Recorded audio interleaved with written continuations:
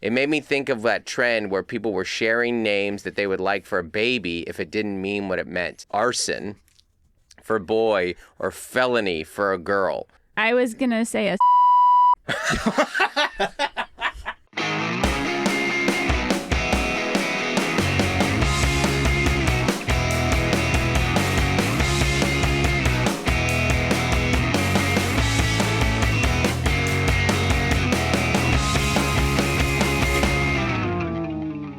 Hey everybody, welcome to Don't Make Me Come Back There. We are a funny podcast about family. My name is Dustin Nickerson. I'm a stand-up comedian, the host of the aforementioned podcast. And alongside me in our state-of-the-art recording studio above Public Square Coffee in downtown La Mesa, California, my lovely wife, my co-host, my best friend, an overall great person.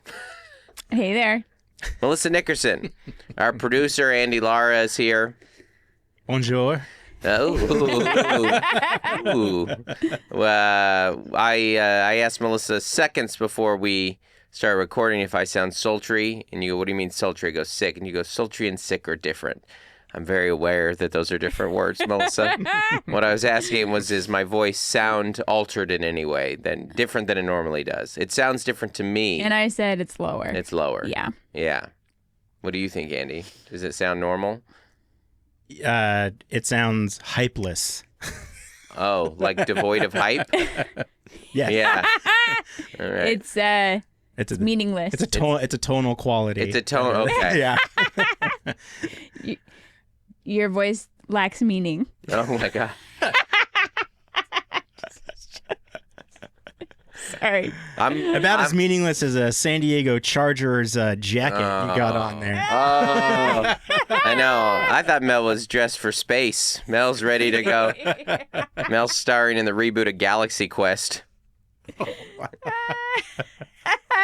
Listen, Mel, anything. Man. I can't believe we got you this engaged this early in the episode. I know. Usually Mel settles in around the 12-minute mark. Devoid of Meaning.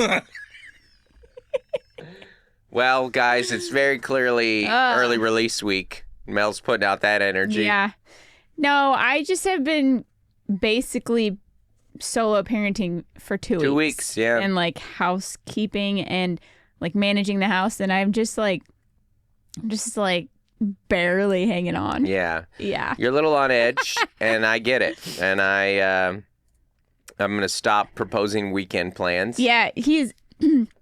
You're home this weekend. You're usually not home weekends. So you're like, well, there's a lot of stuff we could get done. And I'm like, look at the calendar. Yeah. It's full. I've been like, are we going to see Wicked 2? Are we going to, I could set up the Christmas lights. I got to drive with Maybe we Gloria could go on a hike. 4 to 5 Maybe hours. I'll do some spots. Mark Norman's in town on Friday. And you're like, we don't have time for any of this. What are you talking about? Yeah. I've segmented my Sundays into like 3 things. Mm-hmm. Church, drive with my 16-year-old daughter, drive my other daughter to volleyball. Right. That's it. And then like prep for the week. Like there's no like extra events. Yeah. That's it. We should go to Japan. That is it. We should go to Japan. You have a spare 5 minutes. I know, but you can't get mad at me for wanting to do those things. Yeah.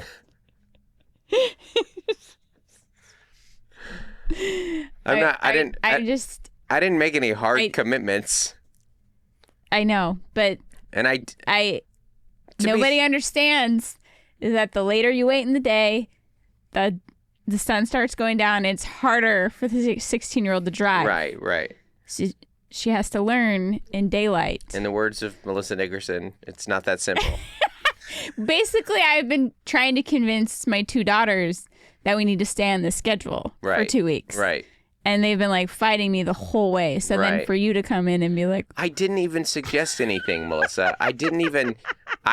See, sometimes we have fights and tension that I think are based off of old fights and tension. That you think I'm coming home with all these big plans, and I didn't make any plan. And anything, what I did propose to you was, hey, I don't want to take a full week and a half off of stage time because you can get rusty. And I said, could you think about, please, these 3 days to consider a potential spot? I gave you 3 days to choose. And I didn't even make a hard commitment on one of them. And we have not talked about it since. But by the way, you do have some nerds on your teeth. But that's... Well, but listen, I don't care if you go do sets. But you were like, come with me. And that was a different thing. Different. That was a different conversation. That was a totally different conversation. See, did I get it? I don't think so. I don't know where it is. It's like right in the middle of hold on, one Andy. big tooth, one of the big front teeth. It's not in the gums. It's like on the front of your It's on the teeth. front of the There it is. You it got might it be now. lipstick. All right. Yeah. Did you get it? Where? Whichever. I think I got it. You got it, yeah. Yeah, I think it's... I like that I thought it was Nerds Gummy Clusters. We got them here. The reason that it's Okay. good to keep all of this in this podcast, because this is not a fight.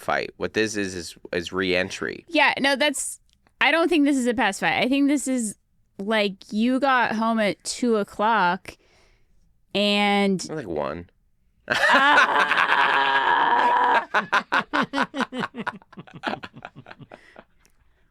You got home at 2:00 and we had our daughters and our business and our house and a podcast to prep Yeah, we got a lot going on. and a very full week. Yeah. Yeah. Yeah, totally. So And that's like when you're gone as long as I was this last week, which I almost never do.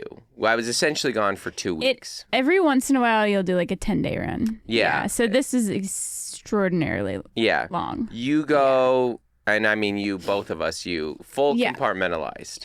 Oh yeah. So that's the hard part is you're like, oh, the security alarm isn't working. And I'm like, I can't even begin to tell you how many steps I've taken to try to fix this. Right. But like, I can't catch you up right now And that's fine. because I have to go to bed. Right. You know, like, so it's stuff like Yeah. that. It was 9:38. It was bedtime. I know.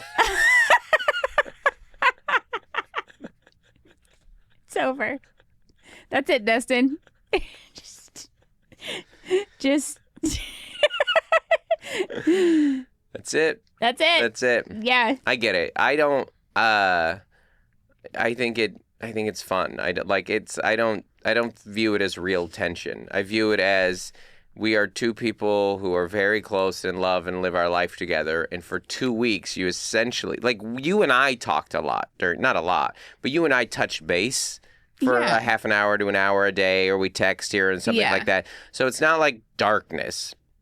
And we text or whatever. There's some touch points that we have. But as far as like practical day to day, like you said, you're like, I made so many decisions without you. I turned the heat on for the winter. Mm-hmm. That's a big one. That's always, when are we turning the heat on? Which is a very San Diego thing to do. But I think that's true of a lot of places. Like, when do we switch to the heat? Yeah. You know, The season changed while you were gone. seasons change. I Dearest Dustin. Yeah. Yes. The winter cold has arrived. You're like a fisherman. Yeah. Yeah, well, I'm here to help. Thomas the Train. That's what I also did, though, when I got home, which was like, how can I start knocking out some jobs that you've had to do? Like, how can It's I... mainly just the driving. It's Yeah. the school pickup. There's a lot of school pickups. drop-offs. Yeah. Yeah. It's a lot. Well, and it's early release, and then, we're doing homework last night, and we got a kid who doesn't want to do math, and suddenly the shower she took 30 minutes ago, there's conditioner in her eyes. You're like, And it started with one eye, but then she still had to do math, and then it was 2 eyes. You're like, This seems suspect. You need your eyes to do math Yeah. homework, unfortunately. But I'm home for a minute now, which is nice. We should get some magic drops that take the conditioner sting out of your eyes so you can do math homework. It's not working. It's not working. Okay. Okay, you can do your math tomorrow. It's My a eyes little are... bottle. It says, takes the sting out of conditioner Yeah. when you don't want to do your math homework. Oh, we got them. Here they are. This is the product just for They this. work. Yeah.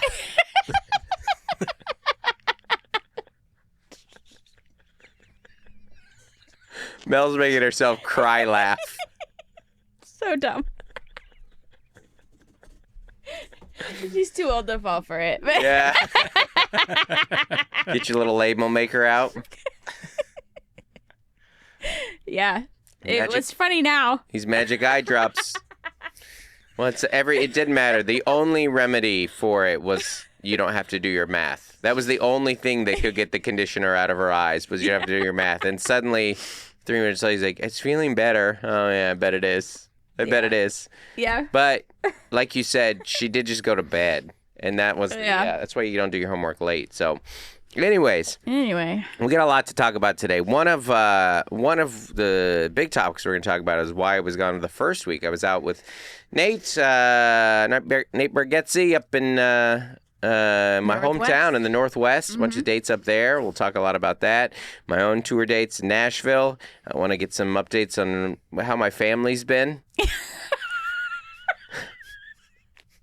we're killing it. Doing the, see how driving lessons are going, all that kind of stuff. We got to do a real quick taste test. There's a new Nerds gummy cluster. Yes. Our Facebook fan page alerted us that there's now Nerds Juicy gummy clusters. People bring these gummy clusters Mega to the show. It's crunchy gummy juicy. Andy had them recently. Yes. I was like the a poster. date night kind of thing. At an escape room, of all things. Classic on-brand fandom. Yeah. You did an escape room with some friends. Yeah, with some friends. Somebody- And our friend Jenny pulled these out, and I was like, oh, this is Strawberry it. punch. It looks like it's Okay. is this going to be like a fruit snack, but with Nerds gummy clusters on it? Like a he Gusher? said, Oh, you got two. Move over Gushers. Yeah, Right? I said they went straight for Gusher's All throat. right, let's give you a try. It's Okay. it feels like a move. Oh my gosh. That's unbelievable. Wow. All right, now I'm going It's kind of sour. Little I bit. wonder if it's that flavor. Strawberry punch. I think we had the rainbow ones the other night. What do you prefer more, the traditional? I think I prefer the traditional. I like a little more crunch. These are good, though. It's definitely different. Well, I like it I think I lot. like the juicy ones. Really? Yeah. Did you And it bring might these? just be some science where they're just making you salivate more, Yeah. convincing you there's They're all juice yours, inside. They're great. Those are great. Don't get me wrong, but Yeah. I to just me, had the OG two. remains untouched. I just had 2 Nerds gummy clusters just cause. So, give me a second. Those are what your magic eye drops are, actually. You just dab those Nerds gummy clusters on there, sucks it out. Let me give you guys, I got some tour dates coming up. Thanksgiving weekend, that's next weekend. I'm going to be here in San Diego, 28th through the 30th. We'll see if I'm still sounding sultry and voidless, my voice-wise. December, I'm going to be December 4th in Tulsa, December 7th in Oklahoma City. December 18th, I'm going to be Brooklyn, New York at the Bell House. 19th through 21st, Mel's Home Club, the Stress Factory in New Brunswick, New Jersey. January dates, we got Dallas, Houston, Charleston, South Carolina, Raleigh, North Carolina. February, Boise, Salt Lake, Phoenix. March, we have Chicago. We just added this one, Oshkosh, Wisconsin. There you go. Nice. Going to Oshkosh. They wanted me. Great. D.C., Everett, and Tacoma. Tacoma, we added Sunday show because the other ones were selling really fast. And then April, we have Philadelphia, Fort Wayne. Portland, we also added a Sunday show. We added 2 Sunday shows because 3 of the 4 shows, or 4 of the 5, already sold out or something. It's crazy, Portland. Thank you. Thank you so much, Portland. Spokane, Vancouver, and then the rest, we got Las Vegas, Atlanta, Columbus, Ohio, Cincinnati, Louisville, Buffalo. We just added Buffalo. June 4th, Buffalo, New York. Pittsburgh, PA, Denver, Colorado. That's it. I mean, I think there's going to be a couple other like one-offs that we add between there, but that's it. And we're going to record a special somewhere in there, but we can't announce that yet. Okay. We know where it is, but we gotta, figure these things out. This is if you guys haven't already liked and given us reviews on the pods, please do. If you haven't started the clock already, please do that as well. I could have very well done that just as much as you. There's roles, responsibilities in this room. Yeah. What are we at recording time, just for reference? Minus 15. We're at 25. We've been recording 25 minutes already? Probably closer to 20. Okay. Yeah, Ugh, about feels 20. like 2 hours. Uh-oh. I'm just kidding. Oh.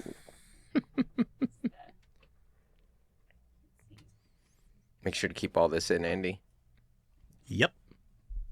Okay. Great. If you haven't already given us reviews, likes, all that kind of stuff on wherever you listen, please do so. This is one we got on iTunes, Apple Podcasts, whatever you call it. 5-star, but this has a question too. This is from Picket Packslayer. Disney help. I'm going to Disney, Florida in a couple weeks with my high school music department. What are some things that I should not do? Pack, not pack. We got lucky and are flying out of the local airport on a chartered flight, so I don't need airport advice. Yeah, what are the do's and don'ts of Disney? Love the pod. Keep it up. I've never been to Disneyland in Florida, so Disney World. Disney World. Have you? I've never been to Disney World.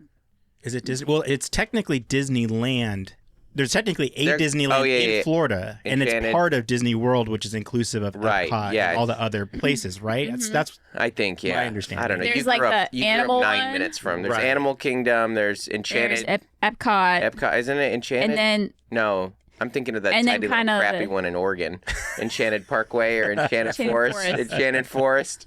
You want to see pull up a picture of Enchanted Forest. yeah, it's mostly trees. Magic Kingdom, right? Yeah. That's what it's called, Yeah, right? I think- Magic Kingdom. The TV's Enchanted down, Forest FYI. is mostly trees. Yeah. Yeah. Oh yeah, they went with a nursery rhyme. Oh, that's great. This reminds me of like Santa's Village a little bit in Yeah. Big Bear. That's no longer this, but man, that's Was it? that's a good time. Mm-hmm. I love it. Log ride. I love it. So that's in Orlando. That's a Disney property. Enchanted Okay, Forest. so Then there's we don't have Disney advice because we haven't gone, but we can give theme park but advice. your band went to Disneyland. Mm-hmm. So what does she need? She's a choir teacher, orchestra teacher. High school music department. Okay. Well, I don't know you're if gonna this have is to the wake teacher or the these- student. I think it's okay. In my head, it was the teacher. Oh, in my head it was the student. Oh, never mind. Okay. Well, I was gonna say make sure the kids wake up. I was gonna say because if it's the teacher, your schedule's packed. Yeah. Yeah. Mm-hmm. You should buy a couple ponchos if you don't want to. Get wet, yeah. If you don't want to get wet, they're like $1 on Amazon. And they're like 2 inches. I would Put just that in a yeah. backpack. I would just say, from spending a lot of time in theme parks in our adult life, have a plan. Don't just go willy nilly. Yeah, At least have a download couple the like app. download the app. Start studying the ride, the wait times. Mm-hmm. And then you can kind of pinpoint the 3 or 4 rides like you want to make sure you get on. And start with those especially if you get in the park early. Mm-hmm. Yeah. Prioritize the rides you want to. Yeah. Definitely know like, hey, if nothing else, these are the 3 or 4 that I want to do. Yeah. Our son went to grad night at California Adventure, and the ride times were like 3 hours. Yeah, he said he did like 2 or 3 rides. Yeah, right? Like, poor guy. But going to, that's, I don't even remember any of the rides that I went on in high school. I just remember I was in Disneyland with my friends from high school, and it was amazing. It's the best. It was Yeah. amazing. Went to Knott's Berry Farm and rode Montezuma's Revenge straight 40 times. 'Cause it was no one there. It's Knott's So you Berry just Farm in the middle 40 of the week, Oh and my we could just gosh. get off and go back, and we just kept going until like we just quit, and I think we went 40 times. It was a total. How many times do you think you do as an adult consecutive? It's one loop, and you just in the takeoff. Yeah. So I mean, it's a pretty short experience, but I you mean, have to get off. I'm gonna say I could probably do 15. 15. You Wow. walk around, get off, get off the ride, run back around. I mean, it's such a small, quick ride that it made it so you could sprint it. It was pretty, but that's high school. You remember that? Yeah, for sure. All we had was, what's it called? I was gonna say Value Village. I'm gonna let you find it. We had one theme park in Federal Way, Washington. It was called. It wasn't tame. It was Wild. Wild Waves. Wild Waves, baby. Wild Waves. The coldest water park. Well, you had never experienced a cold water park. The thing about Wild Waves is the hot tubs are usually pretty full. Everyone's pretty cold. Pretty cold. Yeah, my dad called them warm tubs. Yeah. They were not hot. I remember shivering in those lines. Like trying to get him. Yeah, you would get out. We came from Japan, like an island, Okinawa, Japan. So like tropical Japan, and then North Texas, and then where we had a pool, and then we moved to Washington State. Yeah, baby. And cold. It does not get that warm in Washington State, ever. It was in the 60s yesterday, and I was furious. I'm so mad at how cold it is now. So. Well, there you go. I hope that helps. I wish we could be more help. Ponchos and a charging bank. Oh, that's very good. Yeah, and then like really good shoes, Yeah. Something that you can wear. Unless you're a teen, then just flip-flops. It's fine. Whatever. Put on your rainbows. Sensible shoes. Rainbows. When you're, a clog for... Yeah. When you're 12 miles. When we were 16 years old, we would walk 20,000 steps in a pair of rainbow sandals. Yes. And our feet had never felt better. Yep. Yeah. Never felt better. Yeah, you got to work out that patina. Oh, man. Then play a little 3-on-3 basketball in your flip-flops. Piece of cake. No worries. Yeah. Mm-hmm. All right, let's do some emails here. This is from Jennifer. Hi, Jennifer. You want to read this one, Mel? Okay, yes. Hey, guys, listening to the Dutch baby discussion, my number one tip for making Dutch babies is don't overmix the batter. I whip the eggs until there is froth on top, then stir in dry ingredients only using a fork. I always get a good puff up with this method. Such a great breakfast to feed a lot of people at once, mother of 5. Side note. This is my youngest daughter's favorite breakfast. She never doesn't want Dutch babies. When she was about 4, she woke me up blurry-eyed and sweet on a Saturday morning and started begging me to make baby Germans. It took me a minute to realize what she was asking for. Not very PC, but we still refer to Dutch babies as baby Germans. That's very funny. Love listening to the pod in between sports practices and games in life. Mm-hmm. Just saw Dustin and Nate last weekend in Portland. Such a fun night from Jenny. Thanks, Jenny. That's very nice. I was going to tell you, this is like real quick. I got like 3 DMs in like 10 minutes. I missed this. I promoted my shows in Oklahoma. Someone's like, I'm sorry, we can't make it. We have volleyball practice and my wife is the coach. My daughter has a Christmas recital that week. We have 2 kids choir concerts that night. Womp womp. This one right here is from our Facebook group, Dustin Nickerson comedy fans. This is from Joy. Just came to say I hate An American Tail. I've never actually watched it, but it came out in 1986 when I was working at Sears when I was 16. There was some kind of promotional tie-in, and there was a TV with a VHS tape that would play that dumb song, and they would automatically rewind and play over and over. And then Tom responded to that comment. Do you have any idea where that VHS is now? I'm curious to know if if it is still somewhere out there. Tom. So sorry, Joy. I mean, working at Sears in the 80s. Whew, yeah. Whew, it's a big store in the 80s. Oh my God. Yeah, could you imagine? Those Christmas seasons 1986 Sears Christmas. Seasonal help. What's the 1 line for that? Yeah. Uh-huh. All right. I wonder if in some people when they hear Make America Great Again, that's what they think. 1986 Sears Christmas. Pretty great. Seems great. I don't know. I was 2. The commercials made it seem great. They seem pretty great. Yeah. I had issues. Yeah, that in Circuit City. It's a different time. It's a different time. Here's some comments. This is on YouTube from our episode last week. This is from Meg5897. I moved 1,000,000 times. Don't trust one study. I love moving and new adventures. If you can make an effort, it helps you become an outgoing adult and to be agile and adaptive. I know it's not easy when you have good friends, but you can text, call, and video chat. That's certainly true. Didn't have video chat in the 80s. You just had Sears. We just had VHS tapes of American Tail.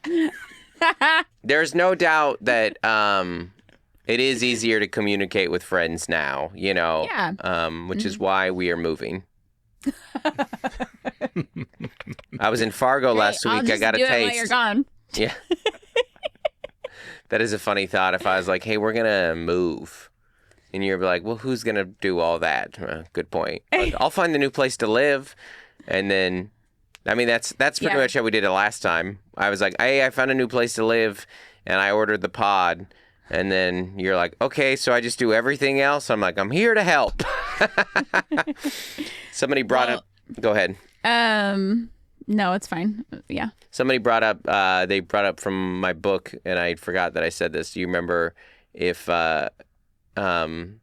ever got a divorce? I'd have to fill all the paperwork You'd have to fill all the paperwork. Yeah. Mm-hmm. Like I literally couldn't serve Melissa papers because I wouldn't. How do you even start? The printer's out of ink. I don't know what to do. This one right here is from Christina Marshall 6386. I've moved so many times I don't want to count. Recently we moved to Southeast Asia. So that is our biggest move as a family of 6 for sure. Wow. It is tough on our kids, but I also lived overseas as a kid, and I'm thankful for the experience. And I pray my kids will eventually thrive here, but also keep ties to their roots. It seems like, the theme from the last one that, and you've said this to me before, like with moving, you get some character, personality, like there's some perspective. Yeah. For sure. And you do become good at making friends. Yeah. And you also, you learn a lot of skills through it. And you also, I don't know, you have a different approach. Like when I moved to small town Texas, like my worldview was so much larger. You know what I mean? Yeah. Than the kids who had always known small town Texas. Right. It's just different. Yeah. And then I left. Fine. We'll move to Okinawa. They're like, oh, that girl with all that perspective moved again. Yeah. Well, there goes all our perspective.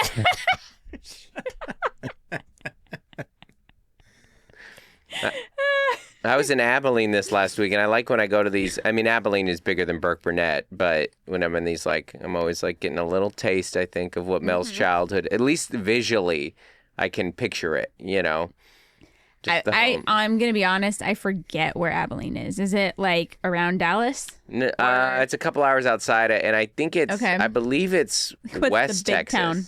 You want to pull that up on a map? The big city. It's near Lubbock. Yeah. And it's a couple 100,000. It's not far from Waco either.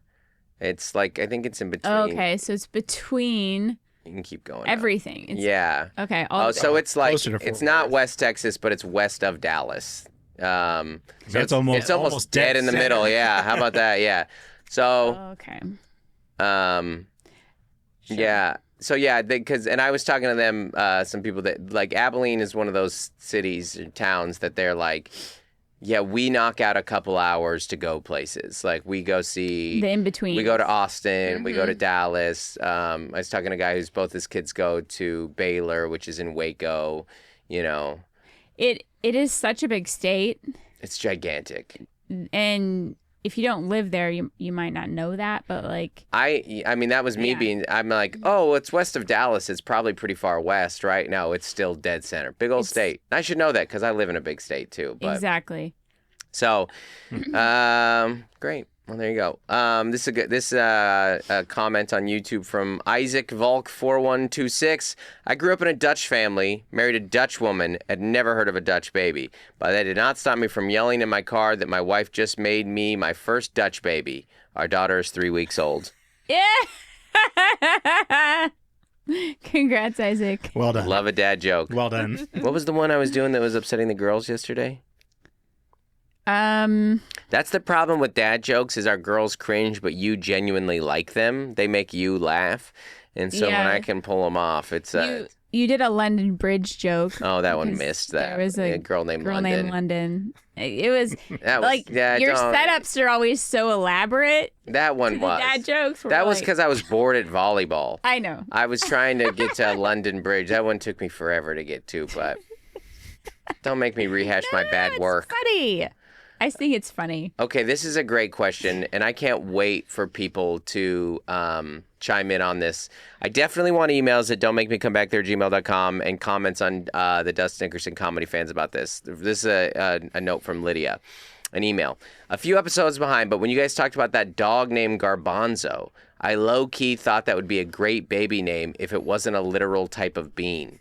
It made me think of that trend where people were sharing names that they would like for a baby if it didn't mean what it meant. And I wanted to see if you guys had any. For me, I liked arson for a boy or felony for a girl. Those would obviously be horrible if it didn't mean what it meant. I feel like they'd actually make really great names. Anyways, love the pod. Keep up the good work. Did you guys have any? I thought of a few. I have two. Yeah, let me hear your guys's. I'll go okay. first. All Again, act like you have no association with this word they don't whatsoever. Mean what it meant. That you don't even know what it means. All right. Okay. Ready? My first one.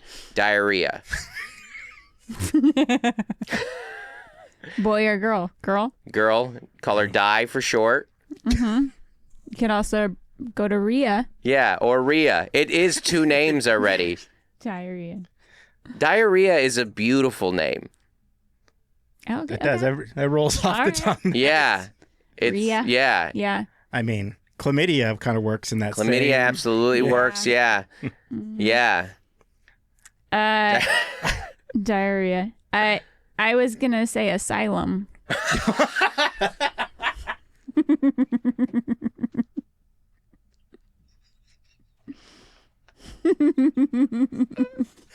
That's very good. Asylum is very good, Melissa. Asylum is a great name. Yeah. Yeah. Oh, man. Asylum is really good. Really, really good. Andy, what else you guys got? I'm having to pick from 15 I wrote down on the way here. All right. Why don't you give us your top three? Rectum was in there. Rectum's not good. What are you talking about? If we lean English lordship, Lord Rectum sounds, it's right there. I'm not giving you Rectum. Like Ben Rector. Yeah. Orifice. Yours are very proper names. Yes. Yours sound like royalty. Threat. Threat. That could be a boy's name. Like Obscene. Obscene. Yep. Celery. Celery's funny. Seems feminine. Yeah. Yep. I like celery. And then I started leaning towards foods. Poblano. Foods are good. I like that. Yeah. I mean, garbanzo is a great one too. Garbanzo is so good. Great. What else you got, Mel? Curse. Curse is good. You're good at this, Mel. Yeah. I had one. Ready? Lucifer. Yeah. I sat on those for a bit. Yeah. I did. Lou? Baby Lou? Yeah. Full name Lucifer? His name Lucifer. Yeah, that's definitely. Yeah. Riot. I mean, Riot is great. very good. Yeah, Riot doesn't even. You can name Wyatt. you can name your kid Riot tomorrow. I mean, I got no problem with Riot. Yeah. I had assault in there. Assault is good. Yeah. Mall, which is the same idea. Mall, like shopping mall, like a bear mall. Yeah. Zoo. Oh, like Darth, mall. like Darth M-A-U. Mall. Oh. Yeah. Wow. It's already taken. Right, drone. Could that be a name? Yeah. Ego. It's just. Ego is Star-Lord's dad. Oh, that's right. Yeah, there's a certain threshold in which it just starts becoming Star Wars. Yeah. Just like space names, or Lucifer is a Bible name, yeah. What like he's in the book. It's in the book. Okay, you guys went to that play, Descendants. It's the bad zombies. Yeah, bad characters. What is that word that I cannot think of? Villains. Yeah, they start becoming. They kind of start getting named. Yeah, I mean, villain's a good name too, actually. Yeah. Villain is a good name. All right, give me one more, Mel. Our Asylum's the winner. Yeah. Elope. That one's gonna leave home. I think Asylum is so good. That's a little it's sigh. A good name. That's really good. Mm-hmm. Well done. I see like a little punk rock family. Yeah. Naming their kid Together Asylum. they're a diarrhea asylum. Yeah, or an immigrant. Yeah.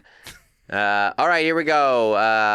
I think we got a couple more emails. And let's this is from Jared. You want to read this one, Mel? Okay, yeah. My wife and I have 2 kids, a 15-year-old son and a 10-year-old daughter, who often talks and acts like she's at least 16. We just got the boy his driver's permit this weekend, which allows him to drive with one of us in the passenger seat. After some practice in a nearby parking lot, he got a little bit of road time in our immediate neighborhood last Saturday. The next day, we took him a little further afield, though not too far, all within our town of 10,000 residents.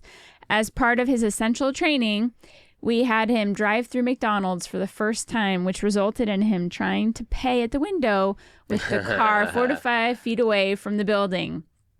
Then again, if he's going to err, I'd prefer he err away from the building. Great point. Good point. But the best part was supplied by his sister. As we're pulling up to the window, I noticed that the car in front of us is a BMW. And I say from the back seat, and for God's sake, don't hit this BMW. Without missing a beat, the 10-year-old says, but if we do, everybody needs to act like you hurt your neck or something. In that moment, I knew that all my worries about saving for retirement were unnecessary. This little grifter is going to make sure we're taken care of. Thanks, Jared. That's very funny. Thanks, Jared. That's great. Well, a couple emails up, someone mentioned that they had seen me in Portland. So, I was gone for 2 weeks, and the first week of that I was out with Nate, and I did Vegas with Nate. Yeah, but I was trying to think about the last time I was out with Nate. It had been a minute. I don't even remember. Usually do like a run or 2 a year. Yeah, and I got a couple more coming up this year, but it was, I will tell you, Mel, I mean, it's like, the first time I ever did a weekend with Nate, I did spots with Nate. I've told a couple stories of opening for Nate. Have I told the golf one on here before? Arizona one. Okay, so early on, the first time I ever worked with Nate, I did a guest spot at a church show with Johnny W. with him in Nashville. Oh, okay. That was the first time I met and connected with Nate. This would have been 2017, 2018. Sure. And I certainly knew who Nate was. I remember pretty early on you did Irvine. So then around 2018. Right. So then and then I do a couple guest spots here and there, Punchline in San Francisco, and then one of the, I think, Stand Up Live in Phoenix, just guest spots. Hi, I'm around, and hanging out, which is the thing you do. And he was like selling, but then I did a guest spot with him, and like shortly after his first half an hour special came out, and he was still in clubs at the time, but that's kind of when it started. Yeah. And then my first full weekend was with Spokane, and then Irvine, and then, some periodic ones. And it's insane to watch. I mean, like, I did some weekends with, Nate was selling tickets when I showed up because the Netflix special, so he was always established. And like, if you, little Dustin's Comedy Corner here, if you are a club comedian who's selling tickets on the weekend, you are in the high percentages, top 10, 20% of comedians in the world. It is so hard to sell tickets. Yep.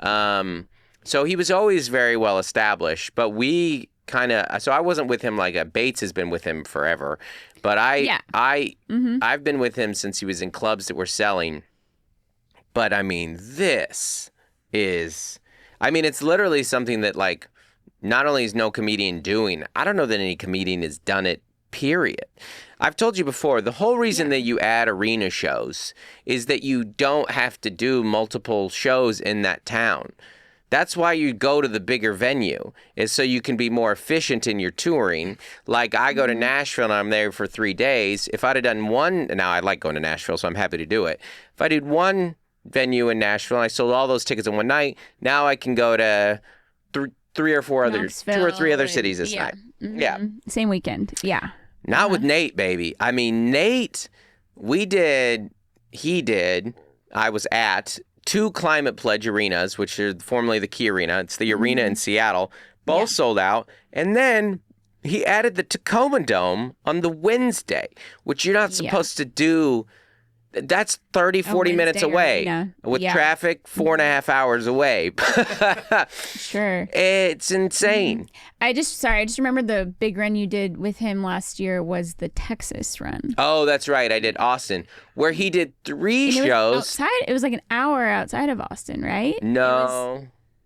It was at the Moody Arena in Texas. New Brunswick? No, that's in New Jersey. Oh. I'd like to hear you keep trying to find this, though. There's this big suburb in Texas, but it's outside. You might be thinking what I did with Taylor when we did Grand Prairie outside of Dallas. No. With him, I did where the Phipps moved, which I don't know if you knew them. Yeah. Or knew where they moved. I don't think I ever did Dallas with. It's like between San Antonio and. I did San Antonio with Nate. And what was funny because those were like rescheduled shows, and so we were doing like the Majestic Theater, which it's crazy. That's like a pop-up show for Nate at this point, like the theaters. It's so crazy. Yeah. And then we went to Austin where we did 3 shows at the Moody Center, which is on the University of Texas, and so in Austin proper. And the one I always talk about is the Monday. He did an arena on a Monday. You're not supposed to do arenas on Mondays. I can't believe you get this many people show up on a Monday. That must be what I'm thinking of. But yeah, he's getting so big. He's doing like college campuses, like the biggest arenas you can do. I mean, biggest gathering of humans. When I turn on the NBA playoffs, I'm always like, I did that arena with Nate. Like I was like, oh look, the Pacers are on. That's where Nate plays. And he sells it out twice, which is crazy. It's insane. It's wild. So, but, at my level, what do they always say if we're going to do Seattle and Tacoma? They're like, you got to space it out every 6 months. You can't compete with, because they're too close of markets. Nate just plays them the same weekend and they all sell well. We did the Tacoma Dome on a Wednesday. Now, I will say, so playing with Nate is insane. It's crazy. I've told the story before of the first weekend I did with him in Spokane where we went golfing and I was like so nervous. Have I told this story on the podcast? I mean, it's worth repeating. I don't think you've told it recently. You took some lessons. I took some lessons because you can't just go golfing with someone who golfs like a lot. 5 times a week. Yeah. To use your dad's term, I'm like a vacation golfer. Like I'll golf like a couple times a year.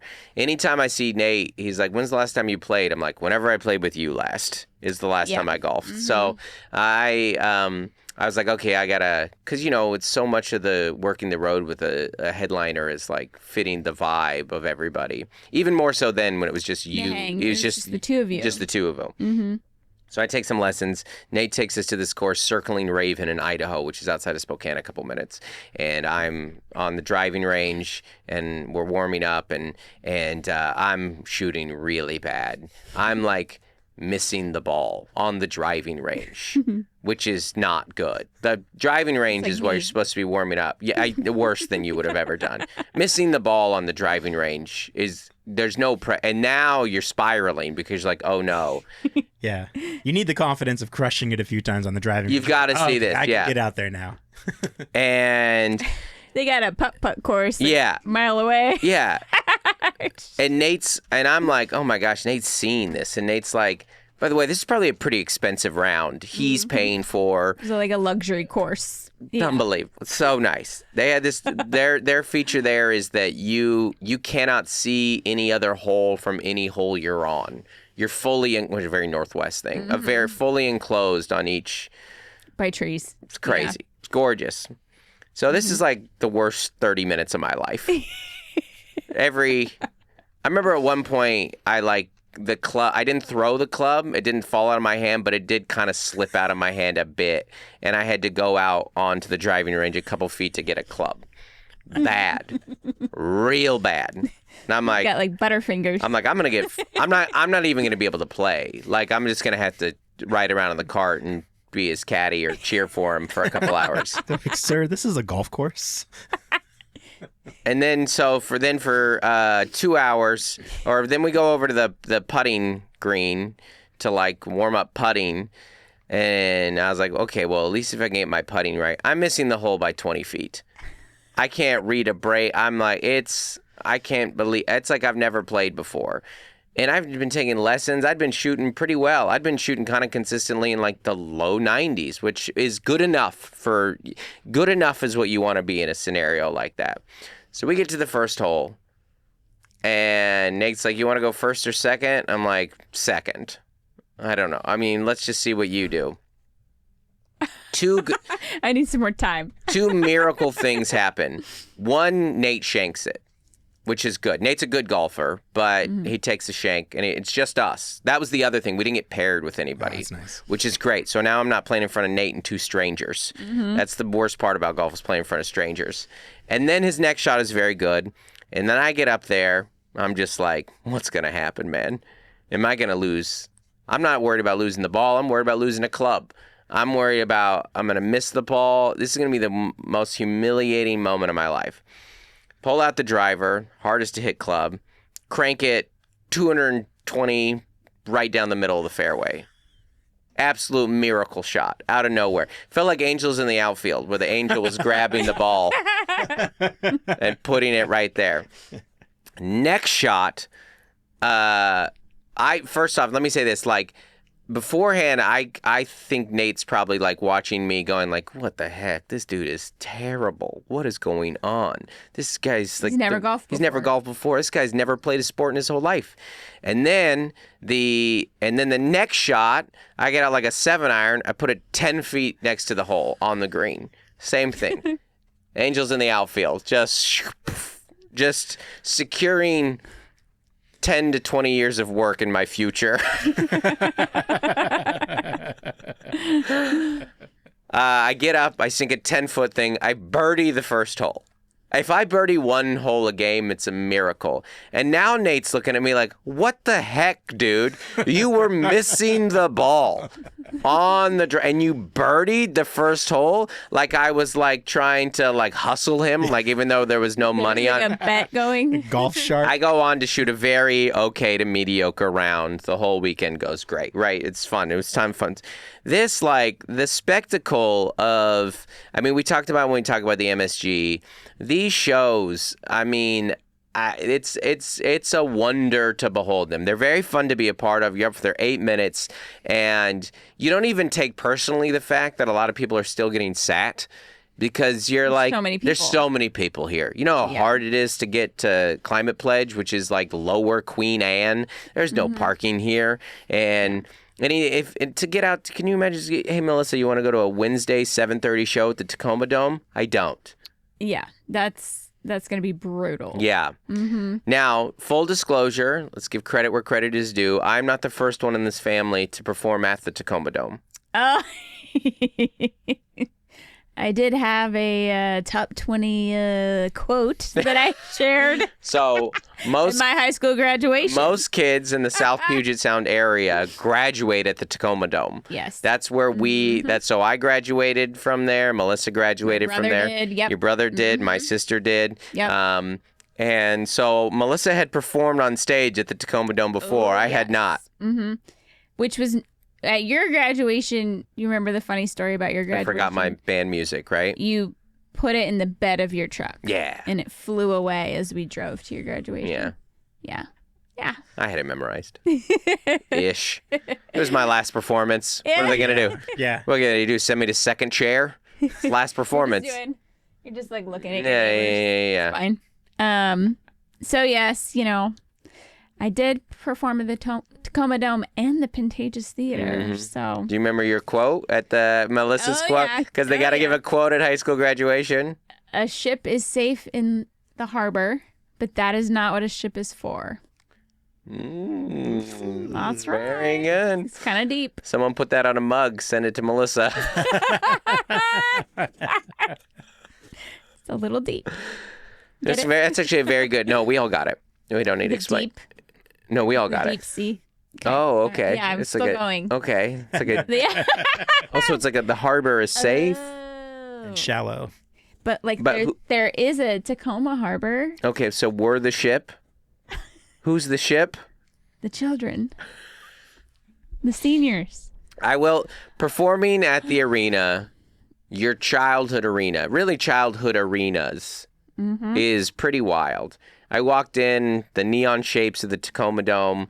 I graduated from high school. I went to Monster Jam here before. Monster Jam was very, very classic event there.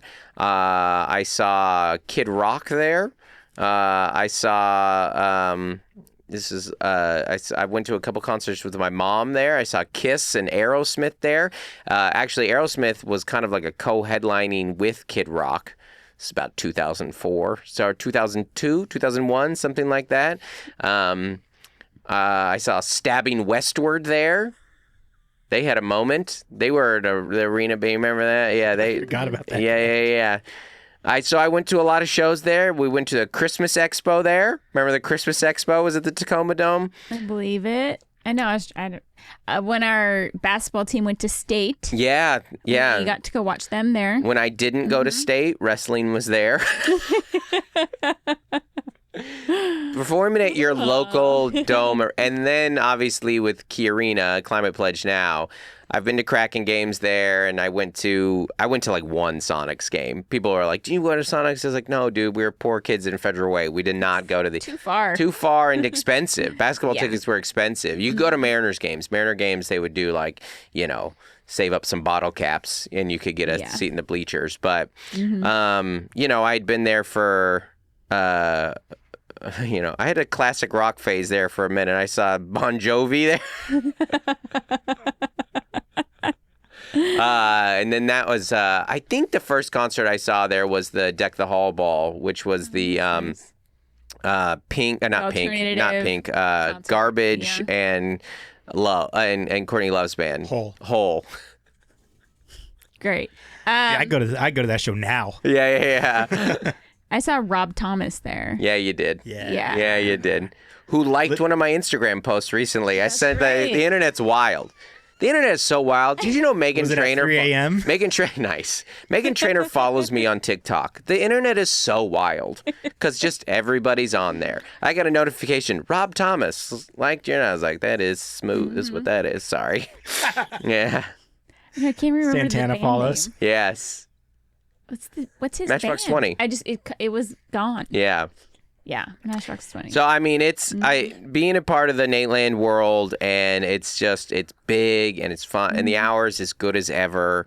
It's so funny, it's so unique. It's like, I don't know, it's very fun to watch. Like, it's progression. I hosted in Tacoma, so I was on first, and it was just funny to go on stage and like. I joked, I was like, full disclosure, this is more babies than I'm used to performing in front of.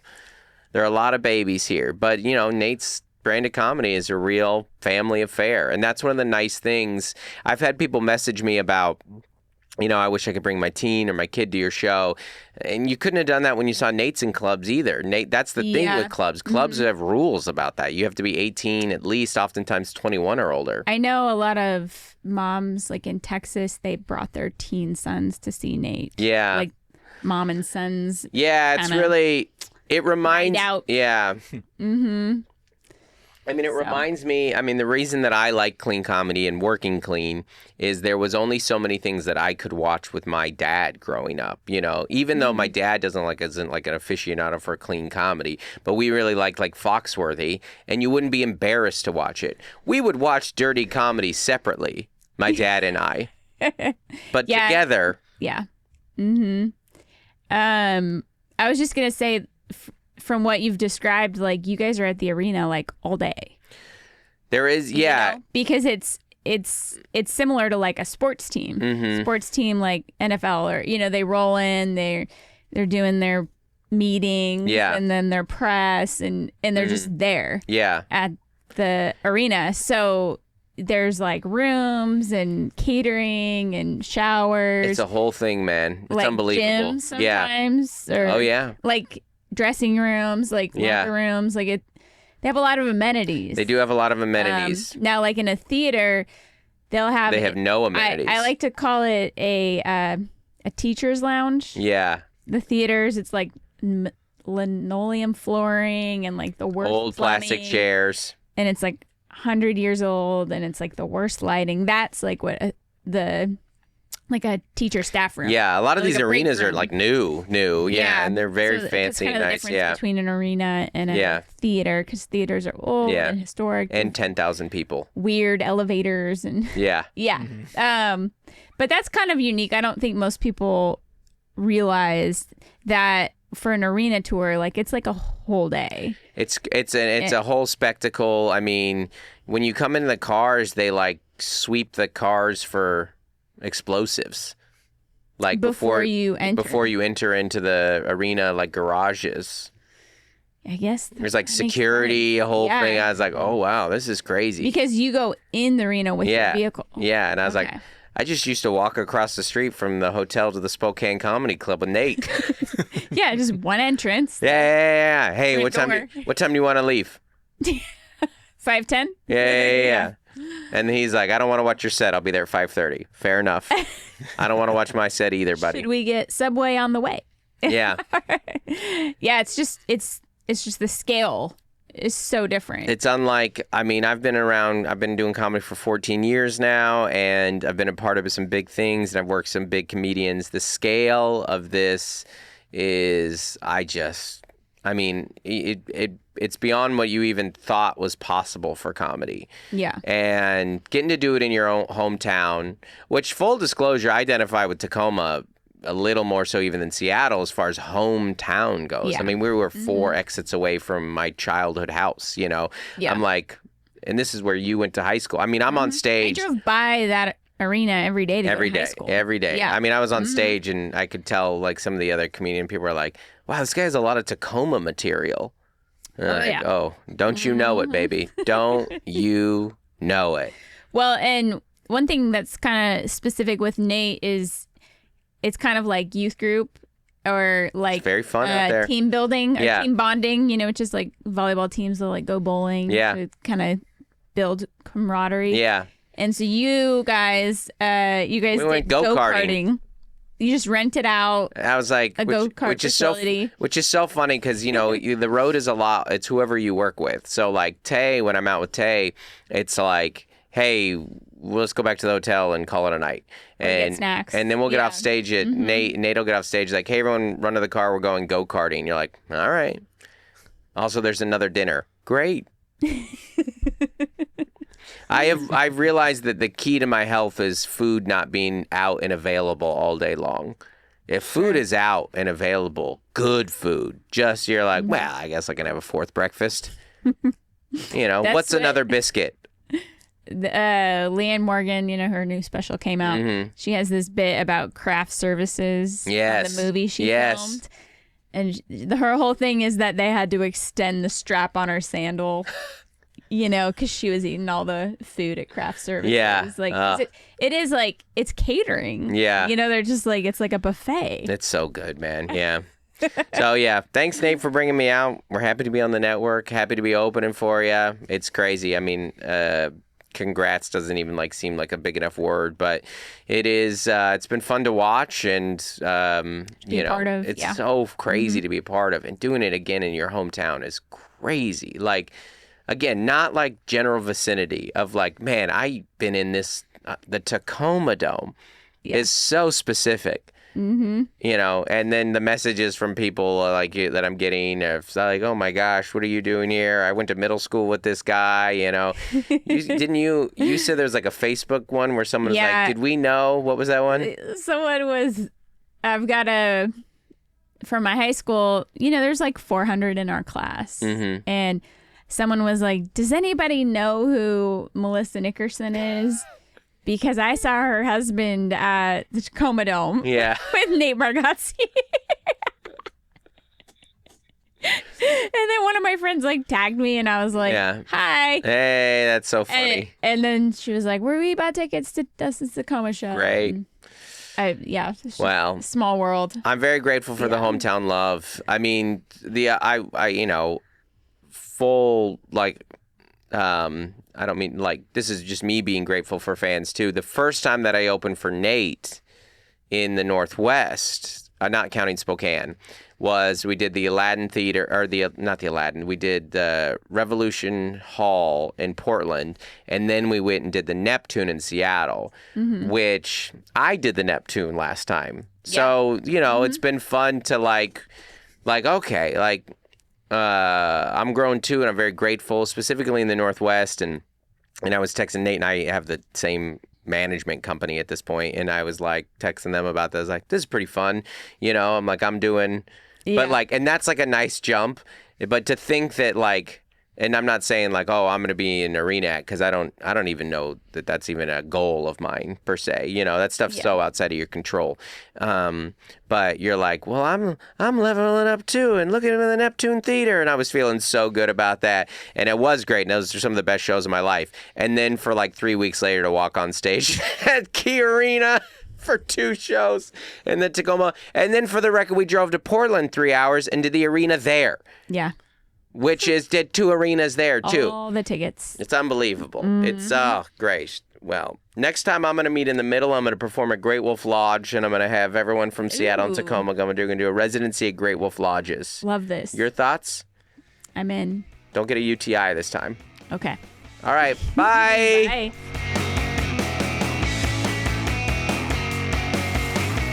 Hey, everybody. Want to give a special shout out to our As Essential as Oils patrons. That's our $25 a month and up patrons who give to our podcast.